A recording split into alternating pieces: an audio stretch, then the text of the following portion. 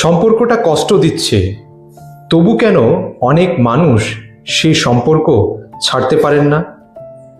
এর পেছনে রয়েছে কতগুলি সাধারণ কারণ। প্রথমত, একা হয়ে যাওয়ার ভয়।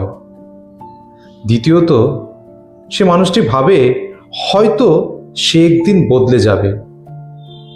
তৃতীয়ত, ভালোবাসা আর কষ্ট এই মিশ্র অভিজ্ঞতার কারণে সেই মানুষটি সে সম্পর্কের দিকে আরও বেশি জড়িয়ে ফেলে।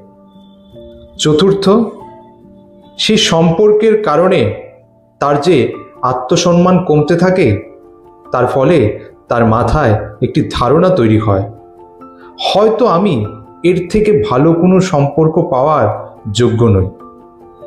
মনে রাখবেন, ভালোবাসা কখনোই আপনার আত্মসম্মান, নিরাপত্তা বা মানসিক শান্তির বিনিময়ে হওয়া উচিত নয়।